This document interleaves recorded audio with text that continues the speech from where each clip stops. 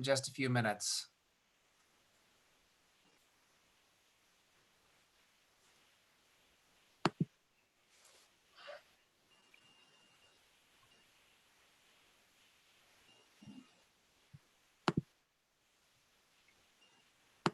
Okay, I think we're going to get started. I want to begin by saying how grateful I am for these wonderful people to be with me tonight. Thank you for joining us. I know that some of you are still finding your way online, and some of you are following us on Facebook as well as YouTube. It's a delight to have you to this incredible opportunity that we have to look at how Metro Detroit is dealing with in the area of social services and utilities, is dealing with the challenges of hunger and thirst and shelter and support in light of COVID-19. My name is Bill Danaher, and I'm the rector of Christ Church Cranbrook. We have an incredible panel for you tonight. Each of these organizations and each of these leaders have been instrumental in helping us and working with us to do the ministry that we're called to do. I am also in debt and have incredible admiration for each of them taking time during this incredibly fluid and challenging time to be with us and to talk about these issues around food security and water and shelter and support during the COVID-19 pandemic, and how it's changing things for social service organizations in particular in Metro Detroit, and what the future is going to hold for us all. I want to begin by introducing everybody that you have before you today, and then we'll go into a session in which we will have people present for about 5 or 10 minutes about the challenges that they're facing. And then we're going to turn it to your questions tonight. So if you look, folks, those of you who are here, you'll see that there's opportunities to both offer a chat and to offer questions. I could see someone has already asked a question. And what will happen in that is we'll answer the question by acknowledging it, and then we'll work it in. I am delighted to know that Bishop Perry is with us and watching online, and will be one of our participants and questioners during this. To tell a little bit about our panelists, the Reverend Faith Fowler is the pastor of Cass Community United Methodist Church and executive director of Cass Community Social Service, and that's a nonprofit that provides food, housing, medical and mental health and employment programs for people living in concentrated areas of poverty. And Faith, it is an honor to have you with us. Thank you for taking time, and we are so grateful for the work that you do and so blessed to be able to help and participate in your work. We also have Palencia Mobley, who is the Deputy Director and Chief Engineer of the Detroit Water and Sewage Department. And she is a licensed and professional engineer with 20 years of experience in the industry. But more importantly, Palencia has taken particular leadership in trying to help the infrastructure of Detroit, and particularly the water system, begin to make the shift that it needs to shift to a more green structure. And we've had the opportunity to work with her on different issues around stormwater drainage. And we are so grateful for her being available to us. And Palencia has, in my mind, probably one of the most challenging jobs in the city of Detroit. And so I am so grateful that you're with us, Palencia. And you have, again, my incredible admiration for you and for the work that you do, as well as the expertise with which you do it. We also have Ryan Hurst of Lighthouse, which is Ryan assumed the role of CEO of Lighthouse in January 2019. And since then, it's just been an easy walk in the park, just managing the social service agency. So glad that you stepped into leadership.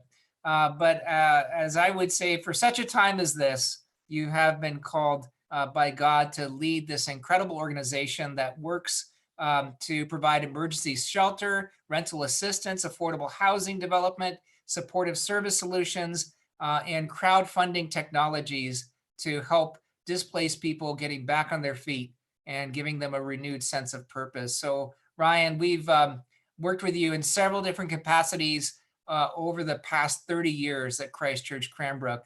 And so we are so grateful that you've taken time to be with us tonight.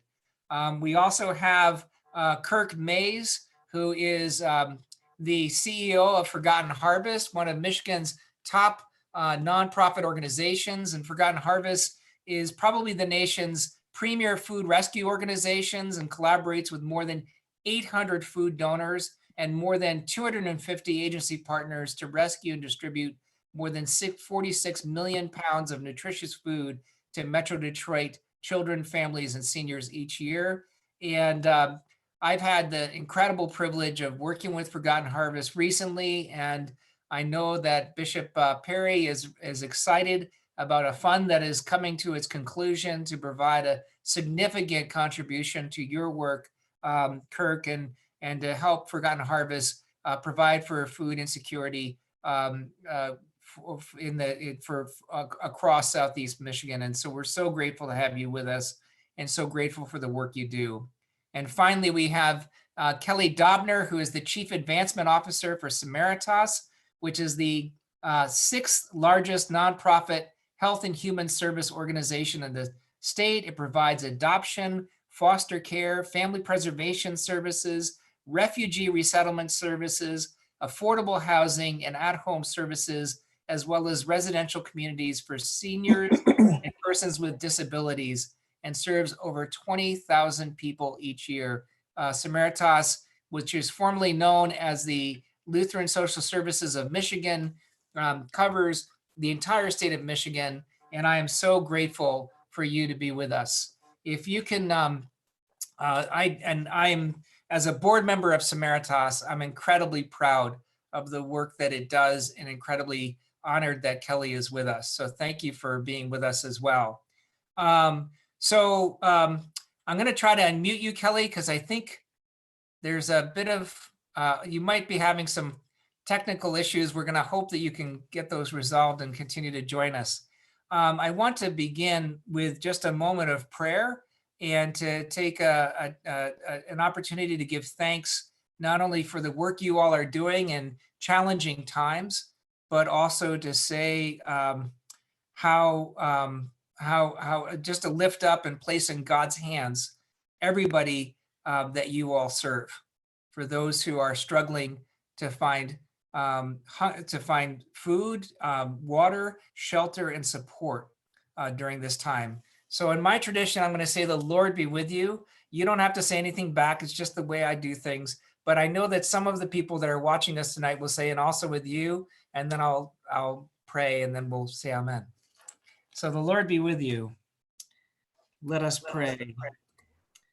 We thank you, dear God, for the wonderful gift of servants that you call to lead, and for these servants who have found their way into places where they can lead at this time and in this place. We thank you for their dedication, for the way that they have dedicated their lives to making sure that the public interest is advanced and people are served, and the last and the least are lifted up and supported. We thank you for what they have given up to do this work in their lives, as well as what they have given up to be here tonight. We ask that you would bless them richly in all that they do. Bless not only what they give up, but bless what they take on. And we place in your hands, dear God, everybody who has experienced any kind of want or need or necessity as a result of this pandemic. For those who are suffering economic insecurity and are trying to make ends meet and struggling to keep their head above water. For those who are experiencing food insecurity and are afraid and do not know where their next meal is coming from. For those who are trying to find shelter and to stay off the street and in a home during this time and to be safe and sound. For those who need support and care in all that they do. For those who need to be parented and loved and raised and nurtured in this time. We place all of these people in your hands, and we ask that you would give us the vision and resources and opportunity and will and heart to care for them in this time. All of these things we ask in your mighty name. Amen. So what we have decided to do, for those of you who are watching, we're going to begin with hunger, and then we're going to move broadly to thirst, and then we're going to move to shelter, and we're going to move to support. And that seems like a nice way to get through this this material. But I have to tell you, that's merely convenient, because many of these organizations approach a lot of those things all at once because they are full service organizations. But for convenience sake, we're going to turn to Kirk and welcome him and ask him to speak for just a few minutes about Forgotten Harvest and the work he's doing and the challenges that he's facing as he leads the organization during this time. Good evening to everyone, and thank you for allowing us to be a part of this conversation. Definitely with an incredible group of panelists, and it's an honor for us to represent. Well, right now for Forgotten Harvest, our main focus is ensuring that we're getting the proper amount of food out to the community in all of the places that we can reach and cover, especially the places where we know people are most vulnerable. In this time, it's also a primary focus of our attention to keep everyone safe. So we're trying to focus on creating formats that not only allow us to get the food out to the community in a effective manner, but also do it in a way that our team and our volunteers and the people that we're serving aren't exposed, or we at least reduce the amount of as much risk as possible in getting the work done from getting people exposed to any kind of unnecessary risk to the virus. Since we've begun in this format, we've needed to change the way that we actually distribute food into the community in a number of ways, taking into account that a large mechanism of our ability to serve the community involves relying on volunteer support, typically coming through our Oak Park location to help us with repacking or reorganizing the food that we get from donations in so many different directions that we then put into sizes and that makes sense for a fluid crowd of people who are going through any of our partner sites. But also it gives us a chance when we're getting bulk donations to separate some of the food that is not fit to go out to the community and make sure we preserve as much as possible that we can still get out to the community that's usable for people.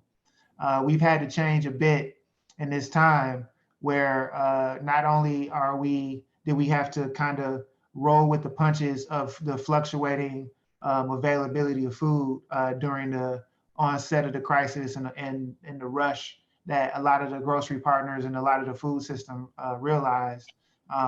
While now that's kind of leveled off and we're still getting the kinds of donations that we're used to, maybe not in the same volumes, but we still getting donations from fresh food sources and perishable food sources, and from our grocery partners and from food manufacturing. But we're also buying food now in a way that Forgotten Harvest typically doesn't engage in that kind of activity. But we're doing that so we can make sure that we are properly serving the community in a time where we know people are going to have to be locked in, that families are going to need more than just supplements for filling up the gaps in the community or on their plates and their kitchen tables. So that's allowed us, that's made us have to shift not only the way that we've been looking for resources, how we're spending in order to fill the need. We're buying things now like personal protection equipment. We're buying food at an unprecedented measure for a Forgotten Harvest type of operation. And we're doing these things with the anticipation that we'll be in this for what we see as a long haul. That could be through into to the fall, or maybe unfortunately even into the beginning of next year. So it's been a breakneck set of activities in order for us to get the kind of resources, like as far as cash, in order to get the food and get the things we need. We are really grateful to all the community that's been able to send us their support. We've gotten a lot of support from corporations, from philanthropy, from our partners at Feeding America, from the state of Michigan. I mean, it's just really been an overwhelming wraparound of support. We were able to apply for the PPP loan, and we were awarded. So we feel like we're leaning forward on our ability to be ready for this. Our team has been, fortunately, so far, we've been relatively safe from any exposure to well, we've been exposed, I'm sure, but we haven't had any positives or any negative, any positive exposure where we got anybody testing positive for the virus so far. We know that it's a high possibility that it may happen to us, but going this far in, knowing that we haven't turned into a hotspot anywhere in the food distribution in the region makes us feel good, knowing that we have been working with gleaners, we have been working with other social service partners to create processes and policies that we can all get in line with, to make sure that we are doing the same things so that we can keep everybody safe. So, so far the report is there's food available. Volunteer support is being protected with personal protection equipment. And so far we have the volunteers we need for about at least about the remainder of this month, but we'll need more support for the beginning of the summer. And right now in our 30, 60, 90 day outlook, we actually feel comfortable with the resources we have in order to continue to buy food and continue to have the volumes and meet the need that we've been seeing in the community thus far. That's wonderful. And I wanted to, for everybody following at home, I want to let you know that this is an example of the personal protection equipment that Forgotten Harvest gives out to its volunteers.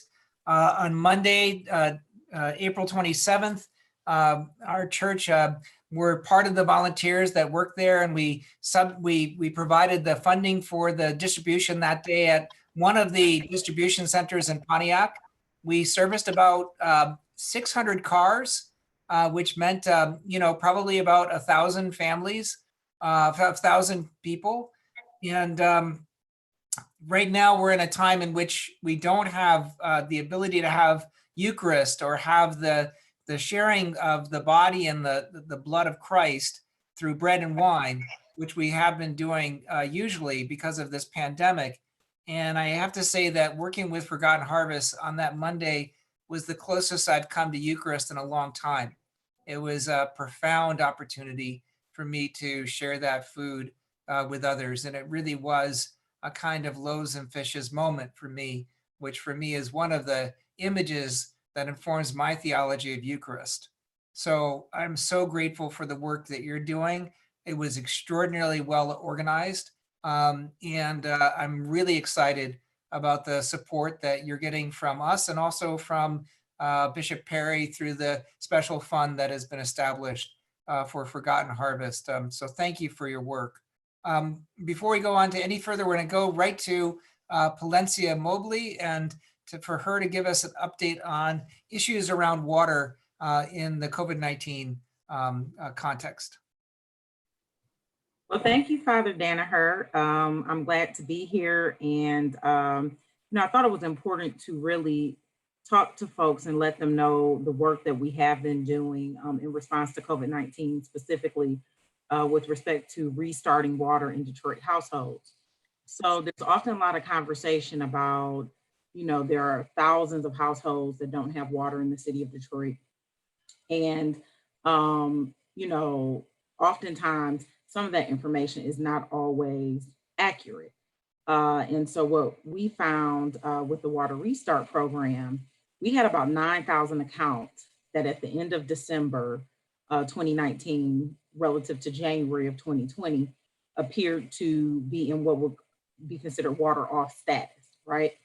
And we actually had one of our vendors go door to door to those 9,000 houses.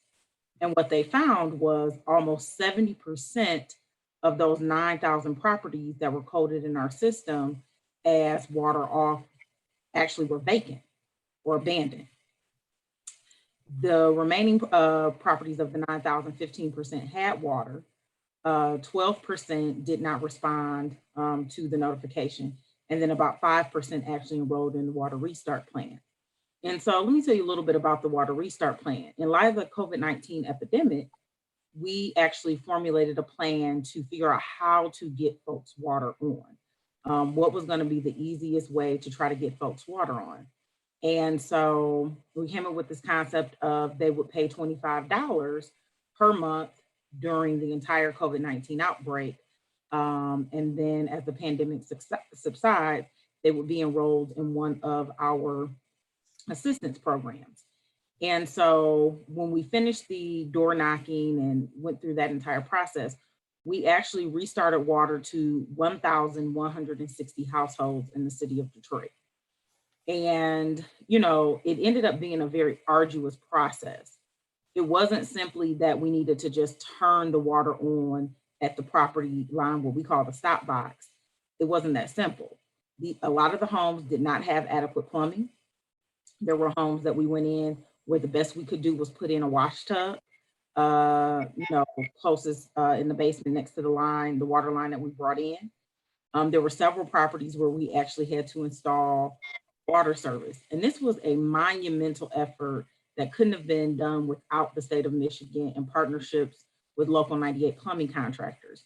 So this effort also shows you what we can do when we can come together and we can think outside the box and figure out ways to assist customers. You know, ironically enough, a large number of the properties, as many of you know, Detroit tends to be a rental dominated city. 50% of properties are occupied by renters.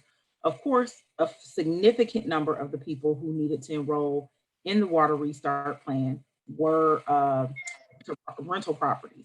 And so this brings up a different conversation, right, about our onus as responsible business persons. So if I am a landlord, shouldn't I be ensuring that the plumbing is adequate in a property for my tenant to have water? And so this has been an interesting exercise in, you know, understanding humans and human condition. And, you know, do we really believe in the concept that I'm my brother's keeper? Or do we really believe in the almighty dollar more than anything? And so I think, you know, there are a lot of misnomers that get out there about the water department, but we have tried diligently to ensure access to water for all. So with the WRAP program, we've enrolled nearly 9,000 households in that program since it began in 2016. We currently, working with Wayne Metro, have funding via the CARES Act, in which people in the WRAP program and folks in the 1030/50 plan will receive additional $250 towards their arrearages at DWSD.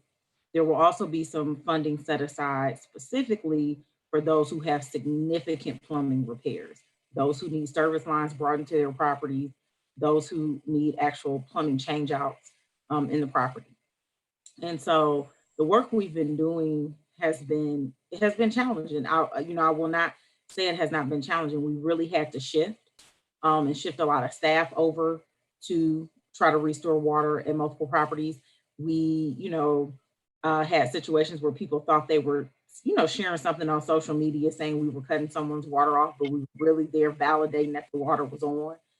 So we've had a lot of challenges, and oftentimes are heralded as the bad guy, but we really are not the bad guy. We really want to ensure that there's access for water to everyone.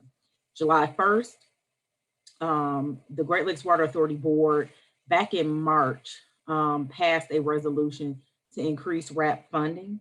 And so the allocation to Detroit will increase from $3 million to $5 million annually. And in addition, we'll be able to expand the program to cover households up to 200% of the poverty level. So it increases the income level of those who are able to access RAP. And so typically, prior to July 1st, it would be 150% of the poverty level, which is $36,000 for a family of 4.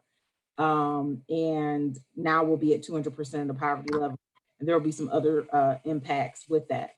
What the RAP program does, though, is it pays $25 on the bill every single month and up to $700 per year in arrearages. It also covers $1,000 worth of minor plumbing repairs in a home. And sometimes that may be a simple toilet fix or a toilet change out because, you know, they have those old 3 to 5 gallon per flush toilets, and maybe you can get them down to a gallon 0.6 flush toilet. So anyway, needless to say, we do have programs that are there to help people, and we're here to help. So, you know, when folks need help, we definitely want them to call us at 313-267-8000. Thank you. Yeah, and I want to say, and we do have a question coming in for you, but we'll save that for our question and answer time. I want to say that you have one of the most challenging jobs there is, because it's a controversial topic, to say the least. And you've had to stand in and provide information that people need to hear, so that truly a constructive way forward can be found. So thank you so much for the work you do, Palencia. It's and I want to add. Go ahead. I want to add one other thing.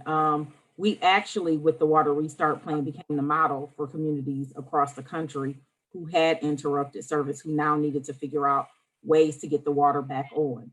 And so, you know, I'm thankful to have a team of folk that I work with who are committed to finding ingenious ways to try to help folks, you know, provide access to service. So thank you. Well, thank you. Turning to Ryan Hertz. Ryan, tell us about your challenges at Lighthouse and your opportunities. Happy to. Hey, thank you so much, Bill, for the invitation to be a part of this group. It's really a great panel of diverse organizations addressing diverse issues with the commonality of some unique logistical challenges that I think we're all facing. And thanks to everybody who's taken the time in the evening to tune in on an issue that may seem far away for folks who are staying at home right now. It's been really moving to me over the last couple of months. Actually, it's been less than 2 months, to see how much the community's taken interest in the people that folks like our organization and the others on this panel are working to serve. You know, during a time where we all have a lot of course, anxieties and fears associated with taking care of our own families and everything else that's going on. So thank you for taking the time. I really appreciate it. When Bill introduced me, he mentioned I came to Lighthouse in January of 2019, which is true. But Lighthouse is actually the result of a merger of an organization called Lighthouse of Oakland County and an organization called South Oakland Shelter. I've been the executive director for South Oakland Shelter since 2010. So folks at Christ Church Cranbrook have been a part of that program since well before that time, and may know me from that role. And we're still operating the SOS program as a part of this combined organization.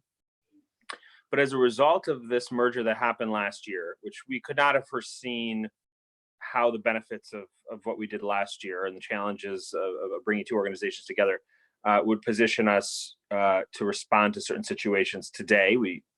I wouldn't have foreseen it in February or the beginning of March, but which, by the way, feels like 15 years ago. I don't know if anyone else is having that experience. Yeah. You know, when we brought the organizations together, our goal was to take an organization, South Oakland Shelter, that really initially specialized in emergency shelter for people, and built out a suite of services focused on moving people out of shelter into housing, supporting them in housing, providing wraparound services, and connecting with other organizations to make sure that folks stay housed. And then over time, evolved to looking at the systemic issue of affordable housing and how that impacts homelessness and other challenges for folks, low to mid-income folks in our community, and started working on the development of affordable housing. And our goal was to bring that organization together with Lighthouse, which started as an emergency food charity in the 70s, to bring them together to form a holistic response to poverty. And so Lighthouse, which similarly had developed from its emergency food pantry into a general emergency services organization, and then a transitional housing organization, and then a community development organization, had a similar evolution to South Oakland Shelter for similar reasons. Really, both organizations, the best way I could describe it is we're not specialists, we're generalists, right? So we're looking at poverty, we're looking at the broad issues of which the specialist organizations in our community are kind of plugging in and meeting a lot of pieces of those needs. And in some cases, we're providing the services directly, and in some cases, we're coordinating them with partners, and sometimes it's a collaboration of the two. And in this current moment, that's made this a very complicated situation for our organization. On day one of our biggest concerns was we don't want to have to put anybody out of our shelter program.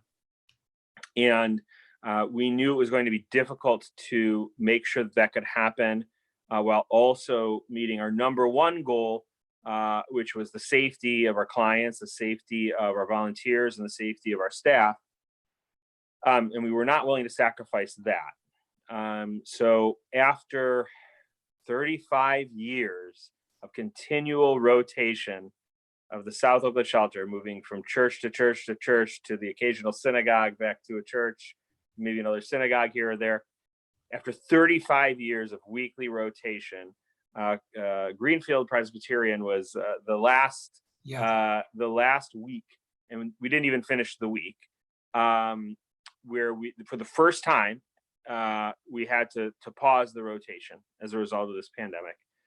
And our first reaction was to look at what resources we had to try to remove the equation of the complexity of moving to different volunteer groups. You have a couple hundred people every week coming in and out of different congregations, cooking meals and providing transportation, everything else. Probably I have to say SOS is probably the worst possible design for a pandemic of any social service program you can imagine. And there was just no way we could continue that way. And so immediately we looked to what are our current resources? Well, as a result of the merger with Lighthouse of Oakland County, we now had access to the Pontiac campus of Lighthouse. And so, and thanks to our remote work policies for the majority of our administrative staff day to day, we were able to open up space in our administrative offices and immediately provide emergency shelter at our offices. We had a community room turned into a shelter for single men. And then we used a common space in our PATH transitional housing building for women that was off limits because we didn't want people congregating. We turned that into a temporary emergency shelter for single women and women with children. And we did that for a couple of weeks. And during that period of time, we were working on building up the resources to be able to start focusing on non-congregate shelter. Because what happens when we continue to do congregate shelter is every time you take in an intake, there's risk. Every time somebody comes into the population, there's risk of exposure to the whole population of this unfortunate illness. So it was a logistical challenge for us. We didn't want to be turning people away from shelter, and we also didn't want to be putting people into a difficult spot. We also had some folks in our shelter who were essential workers. So some who had jobs prior to the stay-at-home order who had to go to work, and then after the stay-at-home order who had to continue to go to work. And we weren't comfortable with them coming and going either into that population. And so the first thing we did is we started taking the essential workers and families and putting them into hotel rooms. And we focus on motels ideally so that their doors open straight to the outdoors and for a variety of reasons. And over time, we went completely non-congregate. So all of the folks who typically were rotating after a couple of weeks at our offices and at our transitional housing building are now all in hotel rooms. We partnered with the county to provide prepared meals through actually some business stimulus funding that they creatively worked with the shelters to contract restaurants to cater prepared meals to our shelter clients. So we're providing 3 meals a day, and then video conference or telephone supportive services. As a result of moving into the non-congregate setting and our efforts to raise funds to be able to do so, we now have double the capacity of our typical rotation. And we are quickly moving to about triple, and we think it'll go beyond that during this period of time. I would say our biggest challenge today is thinking about what does the exit strategy look like from that. Providing hotel rooms and 3 meals a day to folks this way is dramatically more expensive than our rotating emergency shelter program. But thankfully, we've had a lot of support from the community. And that gets me to, on the first day of the first case in Michigan, one of our staff members said, let's use Hand Up. We have a crowdfunding platform that we use for individual needs of our clients. Things like bus tickets and other resources that folks in our program might need. We started a campaign for the emergency needs of folks as a result of this pandemic. And we had a goal of $25,000 to raise some money for hotel rooms, and also to partner with Oakland schools on a food partnership targeting families who had children on the homeless students list that Oakland schools has, which is about 2,400 households or so with homeless students in the school districts in Oakland County. And that sort of blossomed, and organizations started reaching out to us to partner. And we're now at a place where last week we crossed the $1 million mark on that campaign. We've been able to double our shelter capacity. We've partnered with Oakland University on a food distribution initiative, which is sourced with food, both from Gleaners and Forgotten Harvest, as well as other sources. And there's at this point about 70 organizations that are a part of that partnership. I thought it was 40, but I was corrected earlier today. We're now at about 70 organizations that are part of that food distribution partnership. And that's something that we wouldn't have typically taken on. It was something that we just sort of stepped into as a result of need. And we are now looking at, well, we have the resources to respond. I think similar to what Kirk was saying, well, we have the resources to respond to the need that's in front of us today. We don't really know how dramatically that will continue to increase over time and how it will evolve.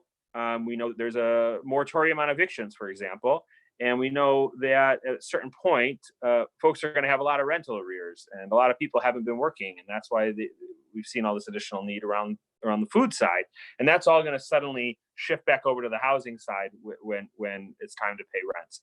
So we don't know how to anticipate exactly what the scale and scope of those needs are going to be.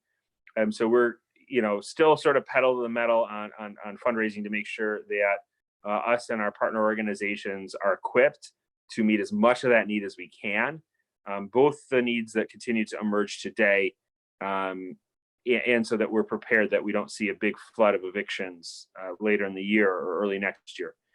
So as a part of that, we actually have an event this Saturday night. So for those of you who missed fundraising events during this period of time. Don't we all, Ryan? Of course. Yes. Yeah, we actually have a telethon live stream. It's about 50 to 60 Detroit, mostly musicians, some comedians and other artists, all with Metro Detroit connections. Some don't live here anymore. Alice Cooper, Lily Tomlin, Susie Quattro. I'm trying to think of some of the others. For folks who know Detroit music, The Go will be one of them. There's a ton. And that'll be live streaming from our Facebook and YouTube Saturday from 2 p.m. to 2 a.m. And I think Meredith might have the link to share for folks who might want to tune in and enjoy that. And that's my story. Thank you so much. And it's amazing to see how you've had to do the same kind of reinvention that Kirk had to do. And I would like to say that, working with SOS for the 30 years that we have as Christ Church Cranbrook has been one of the more incredible blessings to us. And anytime we do an outreach ministry, it's first and foremost a a blessing to us before it's a blessing to anybody else. And so I'm really grateful for that. And I'm also grateful that we were able to start working on some of the solutions that you're having to do through a targeted grant that we sent to you for $50,000 on behalf of a family foundation that we work with. And so it's almost as if we were starting to get in the direction of moving where you're having to move these days. So I am really grateful for the work you do. Let's turn to Faith. And Faith, can you give us a picture that Ryan raised the issue of volunteers and the issues of resources, but maybe you can focus it a little bit on that. Sure, thank you. And what an honor to be with this group and these fine organizations. I respect and hold you all in high esteem. I'd like to begin by saying that every executive order hit us in a way we didn't anticipate. Right at the get-go when the number of people could gather, and by the way, I'm in support of them, so don't take it the wrong way. And by the way, I'd love to have Alice Cooper do something for us. So Ryan, if you put that. Right. You got it, Faith. Thank you, my friend. I'm on it. Okay. So initially, we do 4 things: food, housing, healthcare, and jobs. Right away, when the amount of people who could gather was limited, we lost our activity center for developmentally disabled adults, which is 120 people 5 days a week, which was horrible for them because we didn't have any advance notice, and horrible, we laid off 20 staff members, and horrible because what it did to our budget, right? And then came the schools shutting down. Again, I agreed with the decision, but it meant all of a sudden we had 50 kids, homeless kids, with no internet connection, no computer, no school lunches initially. Eventually, we got school lunches that were frozen. Good luck cooking them if you're homeless. But so there, and then the buses went down and half of our staff take the bus. So every single time, even though the decisions were right and well and reasoned, it was like a tsunami at our door. In addition to losing the activity center, we lost our green industries, which is jobs for people who have significant barriers to work. People who've been homeless, people who are mentally ill, people who've been incarcerated. Many of them are physically ill as well, and so we simply couldn't keep the doors open.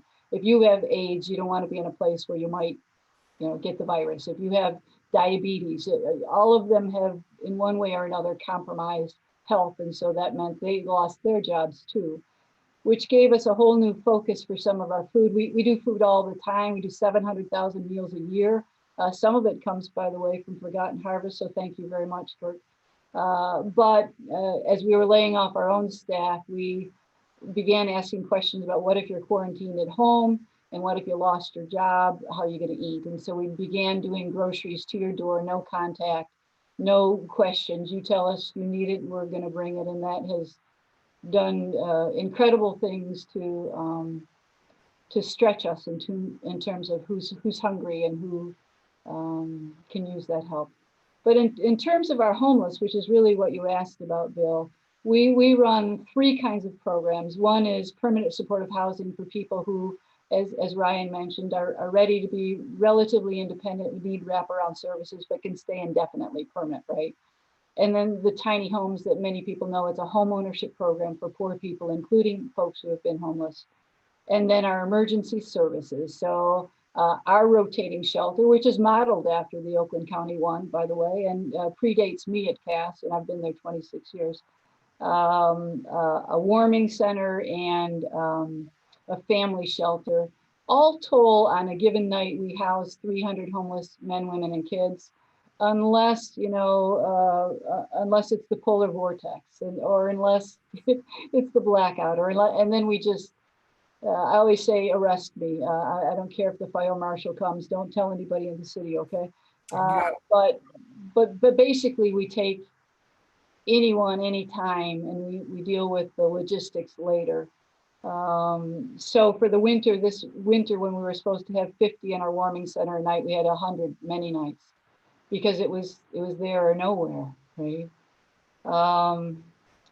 We also run an outreach team. It's their job to go out and try and talk to people who are living, under bridges, in abandoned houses, in doorways, to try and convince them to come in. And they've had great success, by the way. I'll brag on them for a minute. Almost every night they talk somebody into coming in. At this point, they're coming into one or two of the special shelters to be tested. Early on, they brought in some people who tested positive, so we went into quarantine mode for 14 days. But they're back up and running and helping. Early on, I was very worried about the personal protection equipment because we couldn't get it. We just couldn't get it, and consequently, our people got sick. In our shelters, I echo Ryan, our shelters are congregate in nature, which is why we can take in extra people. It's not set up as extra as bedrooms. So it means you sleep in a room with 50 other people. You eat in a room, please, I'm on the Zoom, okay? You eat in a room with 100 other people. You go to the bathroom with 50 other people. So good luck social distancing. So right away we had to shut down our buildings, our residential buildings. So it was only staff and people who live inside, which in terms of the volunteers, we went from 7,000 a year to none. So it shut down the rotating shelter, it shut down the food service, it shut down the tiny homes volunteers, it shut down the landscapers, the builders, the painters, the movers. I mean, we rely on volunteers to do everything. So now we're down staff and now we're down volunteers. And by the way, as staff get sick, and they do, and are off to 14 days of quarantine, then you've got people working extra shifts and they're tired and they're worried about taking it home.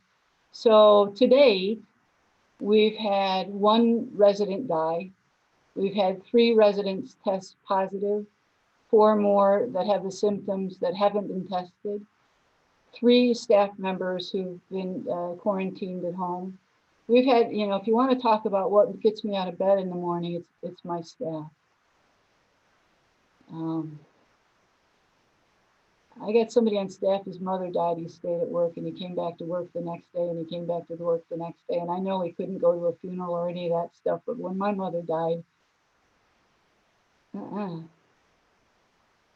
got a program manager, her sister died. She took the phone call in her office. She stayed in her office. She came back the next day. She came back the next day. It's all the virus. So all around us, people, I have 2 people on my board who got it. I had somebody on my board who was laid off. So every which way but loose you turn, and there are people scared and hurting. And so within just my staff, I got people I laid off and people I'm working in dangerous situations and people who are working from home. And I don't know, there's never been anything like this. I've been here, you know, Ryan, I think we count this in dog years. I've been here since Jesus was lost in the temple, it seems like. But nothing like this. Nothing has been like this. And I'm glad the numbers are coming the right way.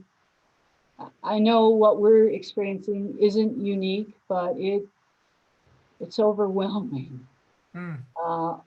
Fundraiser for every nonprofit have been canceled. You know, congrats to you, Ryan. My hat is off to you. I hope you make gazillion dollars because you do good work and you need it. But every nonprofit right now, we were lucky enough, our biggest fundraiser was canceled at the end of March. And Kim Cares came through, it's a local foundation, came through and gave us the matching money anyway. And we were able to raise a significant sum. And we were able to get the PPP, but my finance people tell us by the end of this fiscal year, we'll be behind $1 million. You know? Now, where am I uplifted? Every time somebody sends me a face mask they've made. Every time somebody sends me their stimulus check, we didn't ask for it, they just do it. Every time somebody calls and says, what do you need?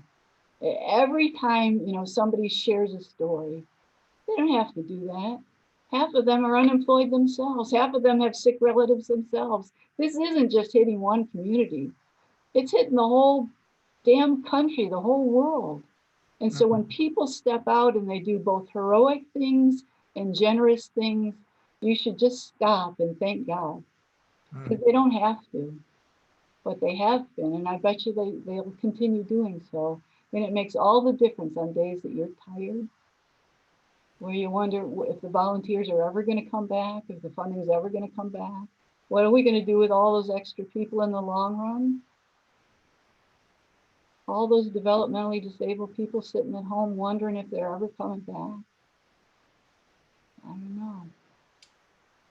For such a time as this, you said it. Mm. You know, I'm done. Faith, you are amazing. And I want to say that one of the things that we were inspired to do in part by, the Bishop's Fund for Forgotten Harvest that we contributed to is we have our own fund for COVID-19 response. And we've been able to raise about $150,000 and to put it out to different organizations to help lift up the healthcare workers and to minister to those who need our help and to work with our community partners. And you and Ryan were this past week's focus to provide you with the resources you need to house. We were guessing around 168 people in your different shelters. So it's been an honor to walk with you. I hope that we will continue to support you. And I am so grateful for the work that you do and so blessed by what you do. And thank you for sharing so in the way that you do. And thank you for caring for your staff the way that you do. And thank you for caring for your people. Let's turn to Kelly Dobner. And Kelly, you are in charge of all of you have different kind of organizations, and Kelly's is probably, I think, the largest one and the most, and one of the more complex ones.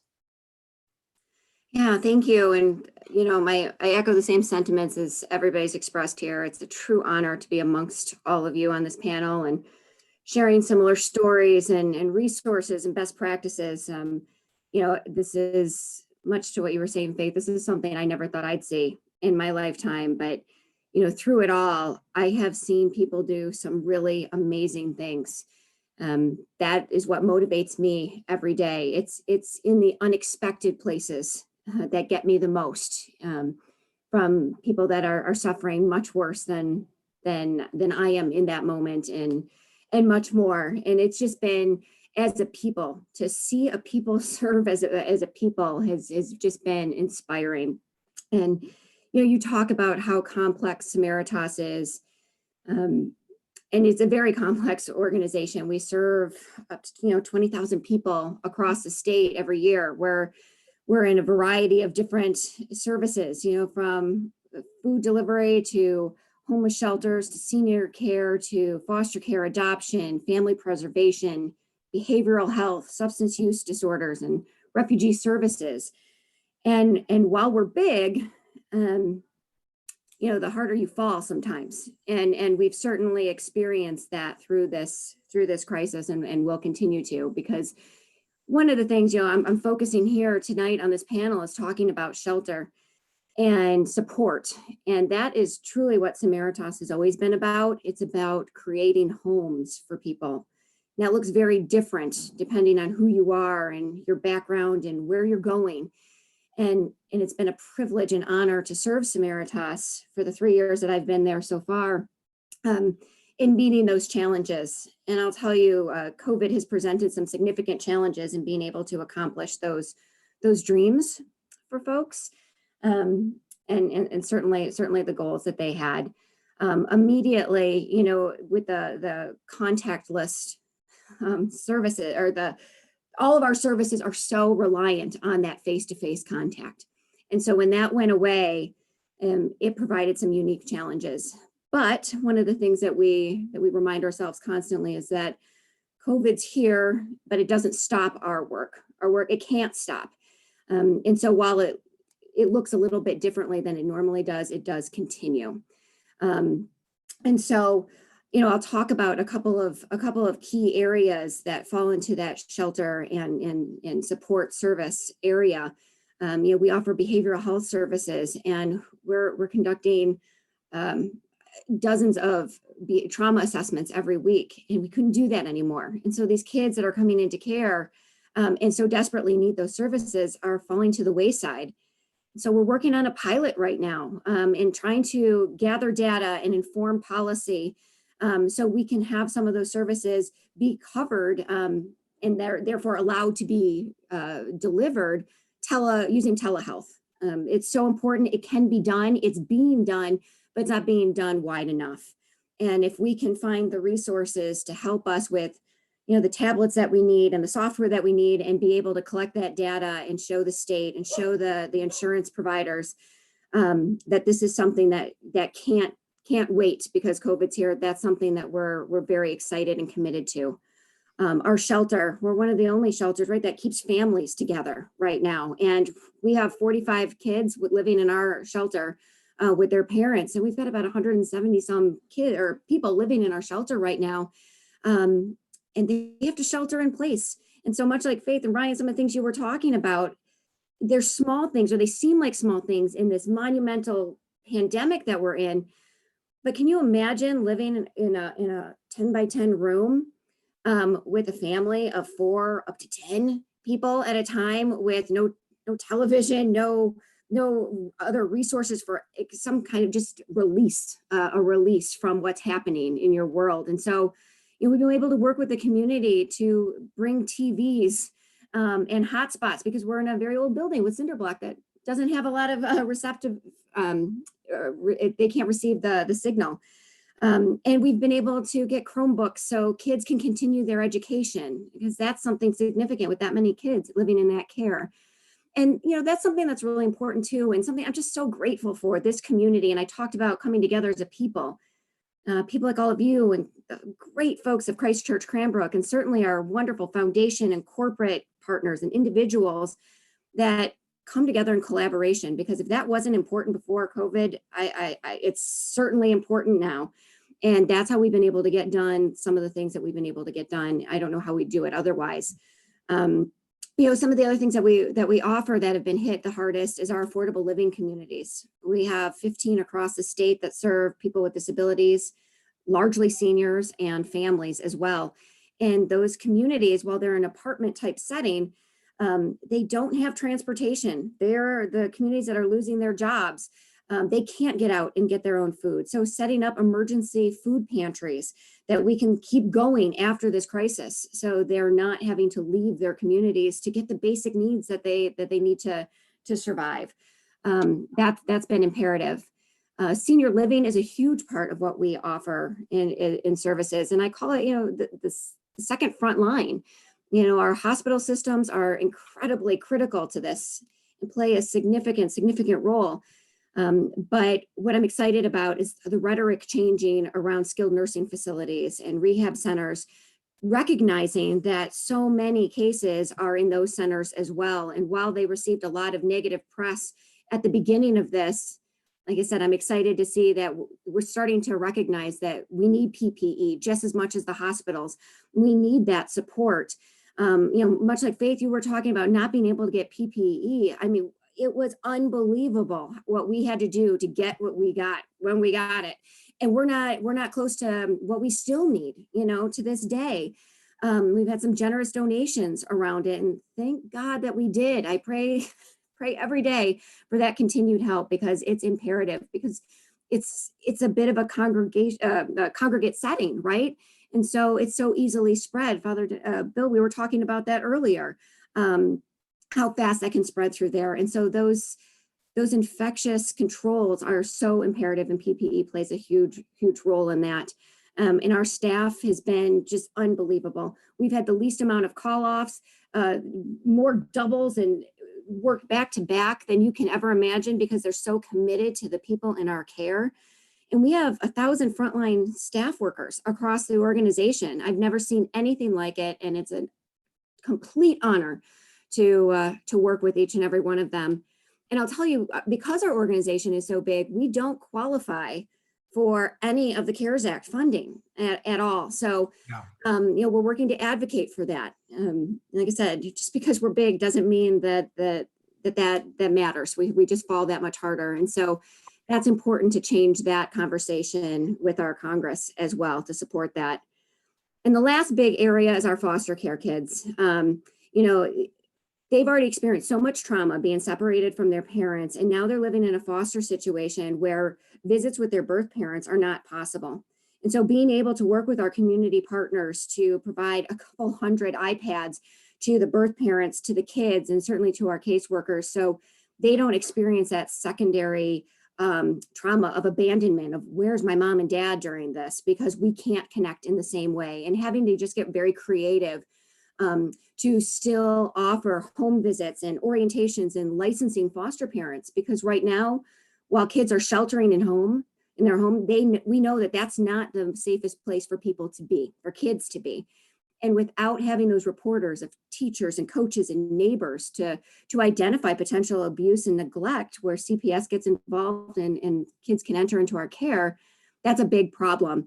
And so on the other side of COVID, I keep saying the other side of COVID, I'm not quite sure what that means, but when we're through with this most imminent danger of it, and the state starts opening up, we are preparing for a surge of kids entering into care. And so we need foster parents now more than ever to prepare for that. And like I said, we've converted everything to online and virtual training so we can continue that.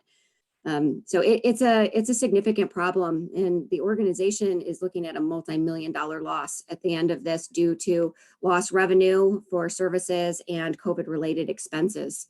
It's huge challenges ahead for everyone, certainly.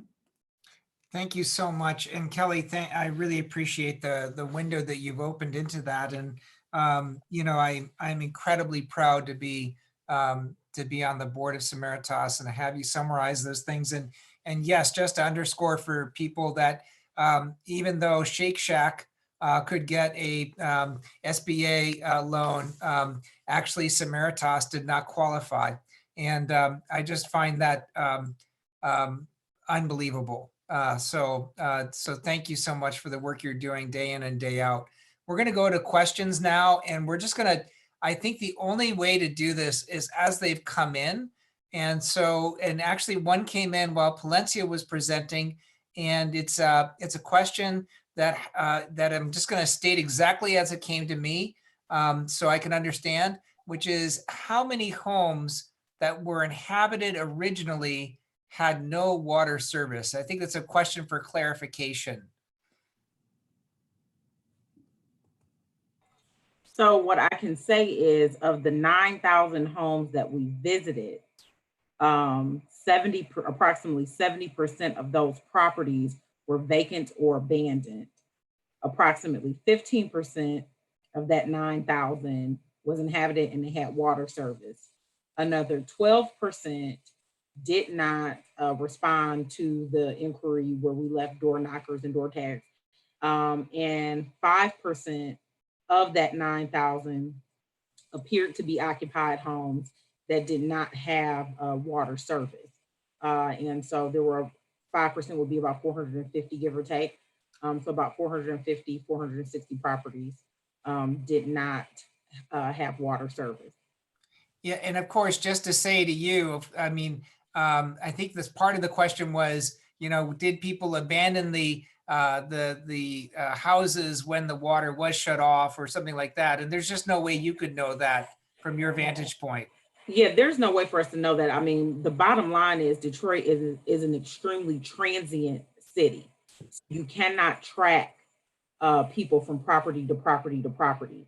And so in a lot of cases, and then obviously the demolition program moves exceptionally fast in terms of the number of houses that are actually taken down on an annual basis. So data changes constantly and needs to constantly be refreshed. But Detroit is extremely transient. And that's due to, you know, people constantly needing support services. You know, it's bigger than the water department. I tell people that all the time. This is about poverty. And until we begin to wrap our arms around what poverty means and providing access and actually creating equity, then it's always going to be bigger than water. It's not as simple as just turning someone's water on.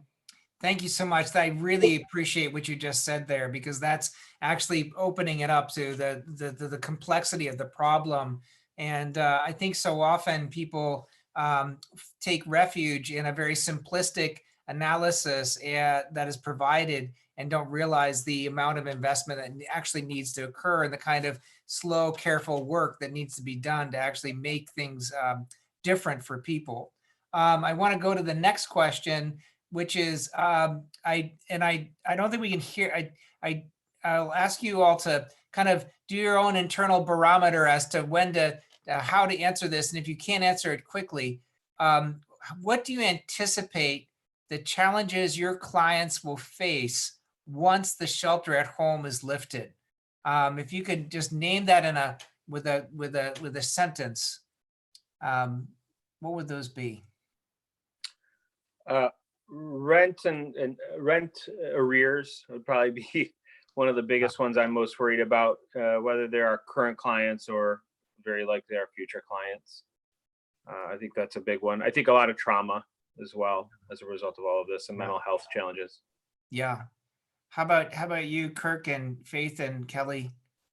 Jobs. I mean, they had trouble getting jobs before this happened. Now the small businesses are struggling to survive, and many of them won't. And so opportunities for our people to work, even if they want to work or are ready to work, will become fewer and far between. Yeah. You know, I just, I hope that the governor can keep us safe for as long as possible. Because, you know, when you say when the shelter in place is lifted, is almost like you can read into that when the COVID-19 crisis is over. And that is not the same thing, right? So I think the biggest concern is going to be we may be opening up things before we should be. And people are going to be out there in a landmine of possibilities of getting themselves exposed. And if there's not as much consideration as it is even now to keeping people safe and, you know, keeping businesses and keeping people off the streets, that it get to a point where things get even more out of hand than right now. And then people start to worry, you know, start to figure out who they can trust. You know, can they trust these places that open? Can they trust what's coming from the news? Can they even trust us if we relax any at all while people are still getting sick and people are still losing their lives? You know, I think the psychological impact of when this thing is going to be over is going to be something that's going to be pervasive into the culture of our communities well before we can actually say it's over. And Kelly, you were mentioning issues around foster care. Right. For us, I think that's going to be one of our biggest impacts. You know, right now we're the largest private foster care adoption organization in the state, serving 1,000 kids a day. And even in those pre-COVID situations, we could only take 35% of the kids that were sent to us as the largest provider. And so the need for more foster parents is going to be tremendous because safe homes for these kids that are going to enter care is going to be overwhelming. Wow, thank you. The next question is for directly to Forgotten Harvest, and it's from Bishop Perry. And it's approximately how many days of food might a family of 4 receive from a visit to Forgotten Harvest? And how much does it cost for these bags of food? And approximately how much does it cost to fund an average day in Detroit or maybe southeastern Michigan for your entire catchment? Those are big questions, right? We don't actually have those hard detailed numbers worked out, but if you can actually see the picture that's behind me right now, yeah, and what you'll notice is a line of different items that people are getting when they come through our lines, right? And anybody could come through, and there's 2 numbers that are being put on cards. One number represents the number of families that you're there to pick up for, and the second number represents the number of children that you have in your household. So when you come through at the beginning of the line, what you're getting is a mixed box of things. It's the cereal, shelf-stable, canned goods, semi-perishable items, and it's a mix of things. When we've gotten meals from places like Panera or even meals ready to eat from the government, we've been able to mix those into those boxes. And I say that those boxes have a varying price on them.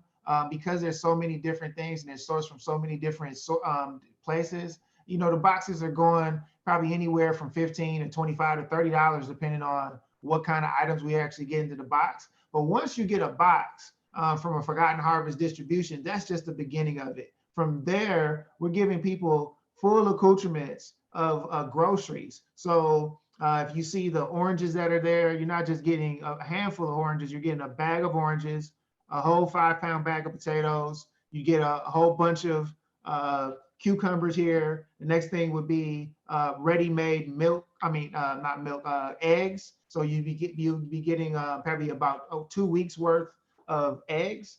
And then from there, we would have proteins, 2 proteins. So the proteins are looking, depending on when and where you've come, anything from a range of bags of pre-cut fajita meat, chicken fajita meat, whole chickens, pork loins, hams, and we're giving families, each family, 2 of those proteins so they'd be able to make meals with those. And then as you get further down the line, you still got the summer lunches for the kids, which again, in each of those bags, there's enough for 5 lunches for each child that you designated in the car, as well as a number of other items like the drinks, breads, cakes, and the things like that that people might need.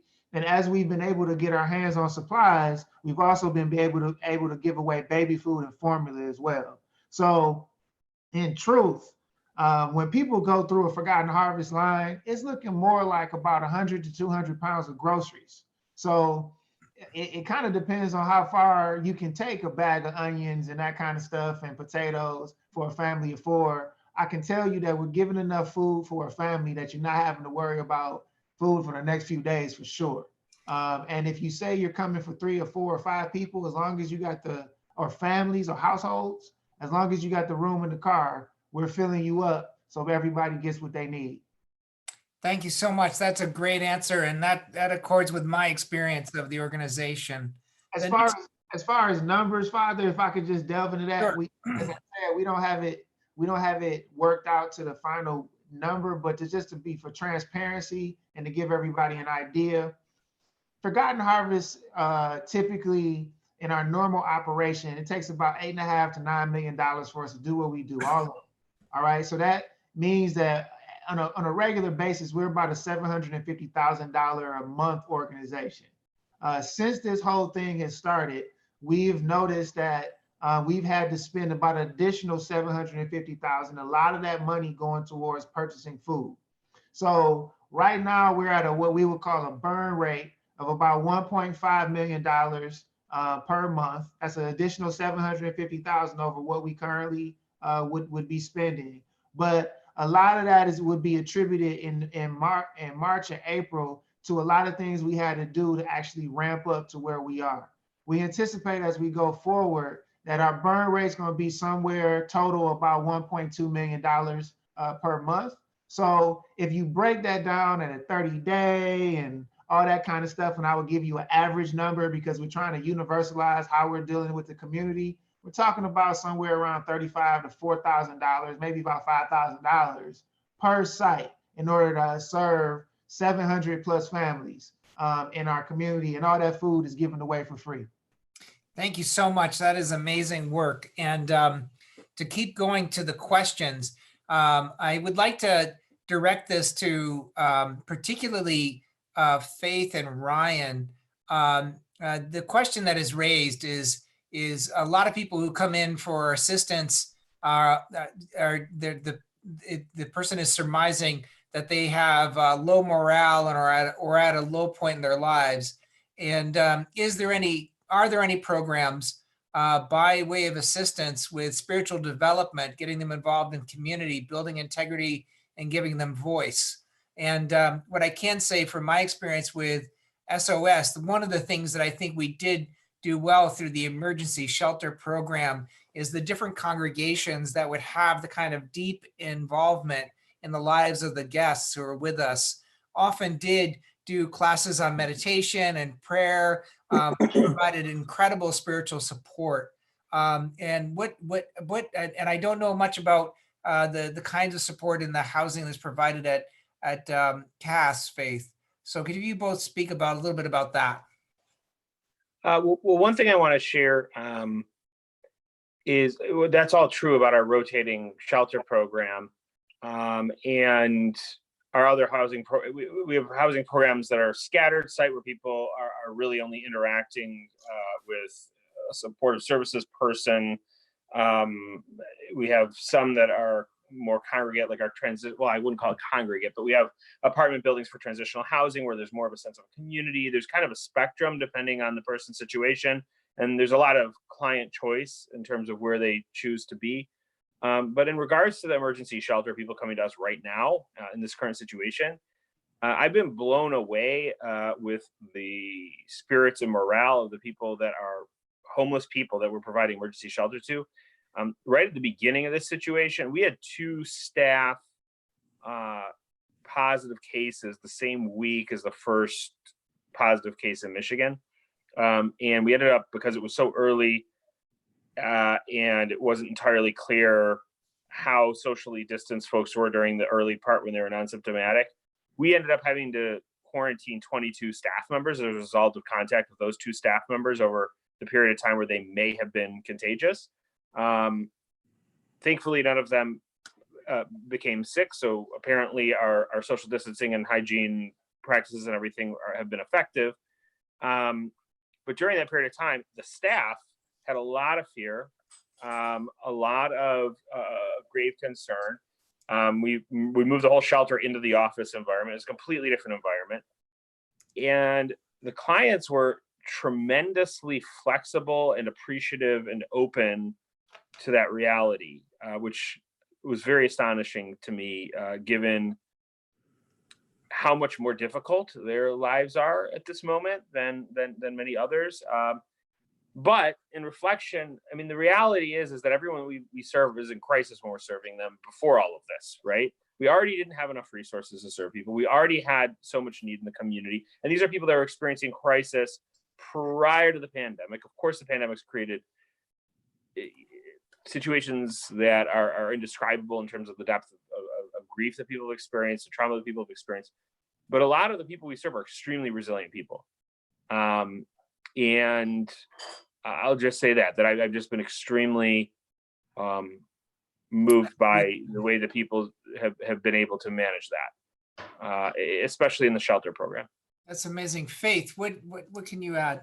Yeah, so all of our programs have built in where residents or shelter persons have voice about what activities are offered when we're planning events or outings or setting rules, that it's not top down, it's more from the grassroots, if you will, up, generally speaking.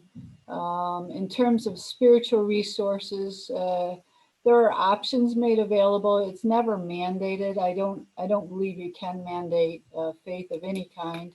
But so a Bible study or a religious movie might be offered and it's announced, and if you go, you go, and if you don't go, you don't go. We have represented in our population, our census, if you will, folks who are Christian, folks who are Muslim, folks who are atheist, agnostic. So we try and honor where people are or aren't. And that seems to work out fairly well. I thank you so much. There's a good question here, and it's twofold. And one of them is notes the stunning fact. I mean, for me, the realization of this incredible pandemic has been, it opened my eyes to how the social safety net in Metro Detroit is dependent upon organizations such as yours, and to what extent these social service organizations actually step in and provide the services people need.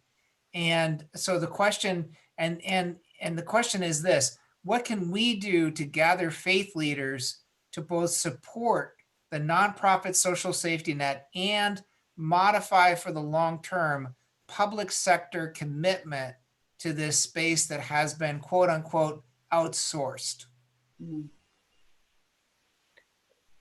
Well, one response I have to that is that even in the situations where public institutions are planning to respond, the pace is such that we have to figure out solutions well before, right? So in the shelter space, for example, before we knew that the CARES Act would include additional emergency solutions grant funds, before we knew what we would be able to do with those funds, how they would be distributed, how they would be accessible, we had to start figuring out how to serve more people and do so in our model more expensively. And then once we did hear that it was happening, we still, the funds flow through our county and through MISTA, through the Michigan State Housing Development Authority. We still don't have clarity as to what that process is going to look like, and what resources we can expect to be reimbursed for what we've laid out. And we've heard from the county that once we do hear that, it'll still probably be another 60 to 90 days before we can bill for it, right? So I say all that to say, we're the stopgap. I don't know that we're an adequate stopgap as a sector. I think in some activities we probably are more at capacity to respond than in others, in general for the social safety net. But I think that in these kinds of situations, there's a part of me that does have faith that eventually the public sector will catch up. But if we actually want to have meaningful impact, we need to have the cash flow to act when the emergency is happening. And that's something that, we had a strong, at least at Lighthouse, we had a strong end of year in 2019 that put us into a place where we felt confident that we could just act and do what needed to happen, with some degree of faith that it wouldn't knock us out of the game, and that that eventually the public systems would catch up. But a lot of organizations have not had that luxury, and we've seen organizations have to pull back resources. So when you look at the collective picture, and to Faith's point earlier, there's been 1 million galas canceled. It's our sector is taking a hit at the same time as we have to do more and more and more. And yes, eventually there may be resources that come back and help us recover that were meant to be spent now.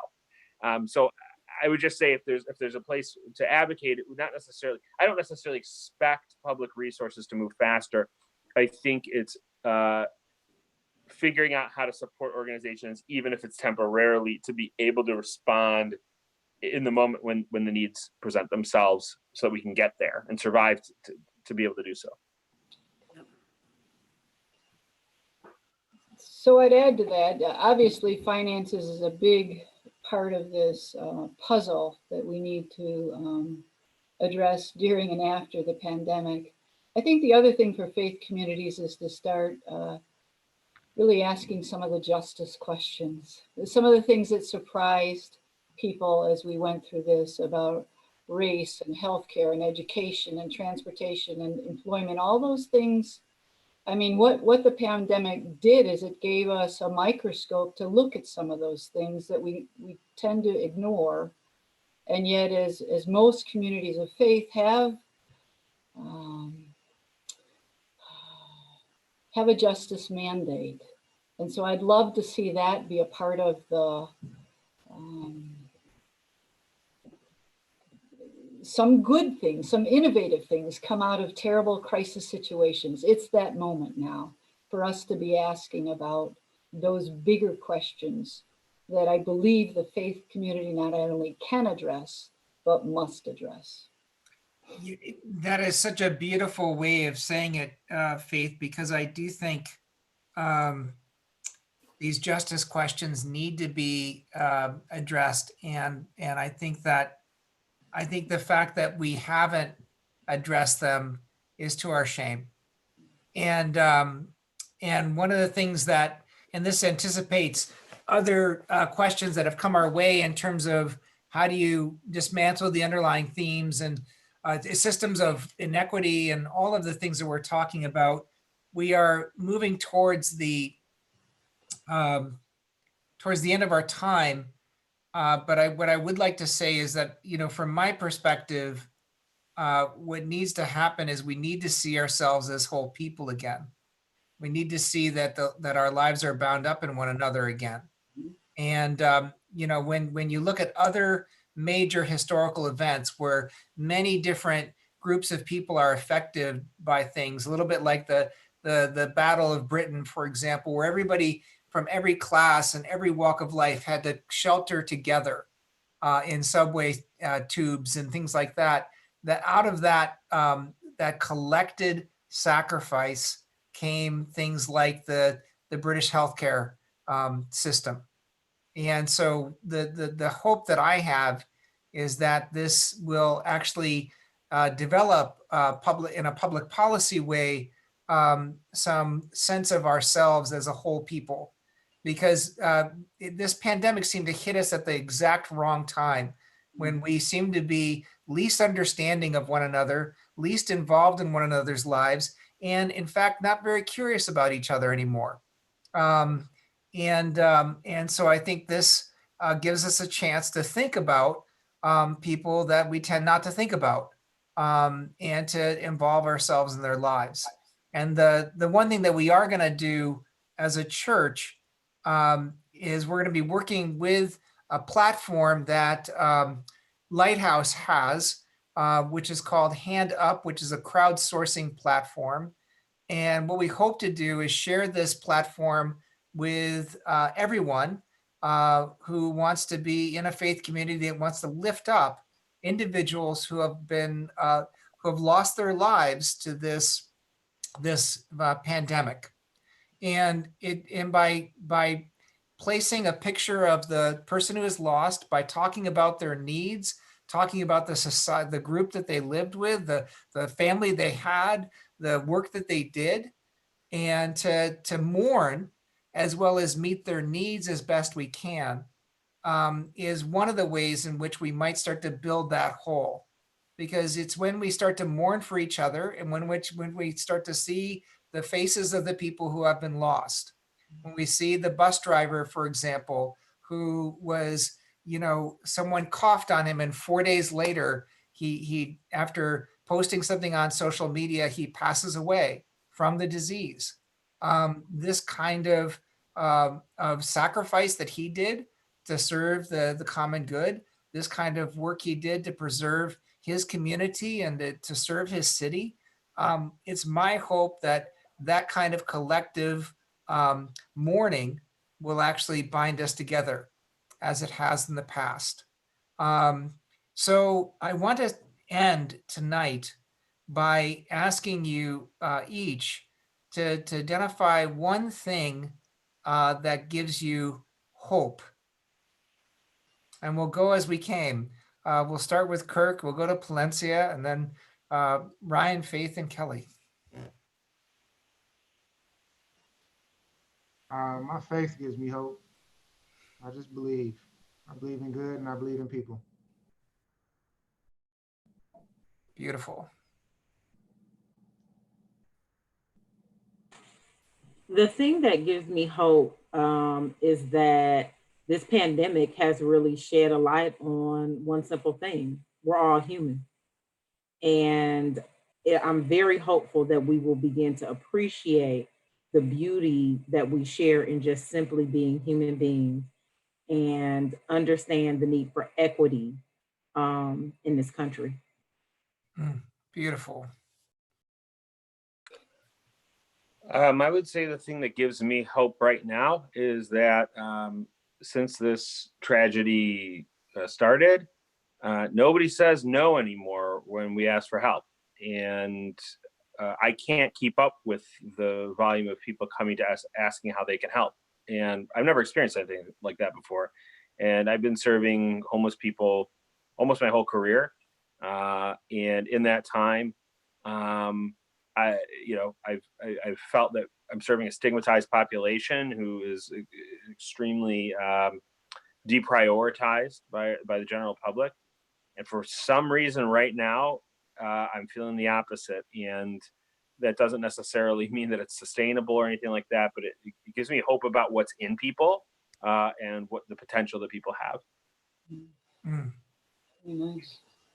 I've been very encouraged by the switch in our culture for what we respect in terms of employment. That all of a sudden it's an honorable thing to be a bus driver, a grocery store clerk, a postal carrier, a janitor, all of these essential jobs. Yes, doctors and nurses for sure, but these other occupations that are the glue of what allows us to live together, very often they've been looked down upon. We've gravitated towards sports heroes or Hollywood celebrities. But more recently, I've seen a new level of respect for ordinary people doing extraordinary things, and that gives me a great deal of hope. Mm. Thank you. I think we have a running theme here because mine is the human spirit. It runs through all of us. And while you said, Ryan, you're not sure about the sustainability of it, and I tend to agree with you, I'm gonna ride that wave of hope for as long as it's here, because it's powerful right now.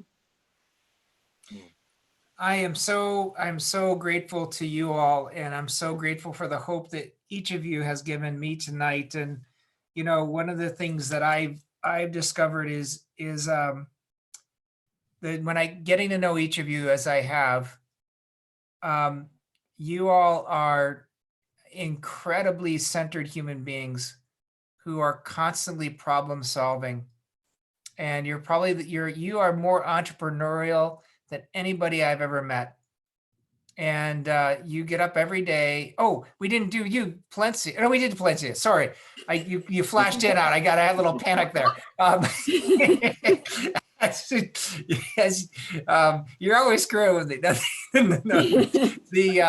You all work so hard as you are more entrepreneurial than most entrepreneurs, and you do it to serve others. And you problem solve every day, and you work so hard, and you're the most grounded idealists and the most faithful people I know. And I want to say thank you for what you do, and God bless you, and thanks for continuing to do that. And you inspire me, and you lift, when I need to think of people to model myself off, in addition to Jesus, I think of you. So thank you so much for your work. And that's our show tonight, folks. Thank you so much for being with us. So glad that you're with us. I'm sorry we didn't get to everybody's questions. There were so many more questions. I'll relate those to, and we'll find our way forward. Thanks, folks. Thank you. Thank you. Thank you. Thank you so much. Everybody, take care. God bless. Thank you.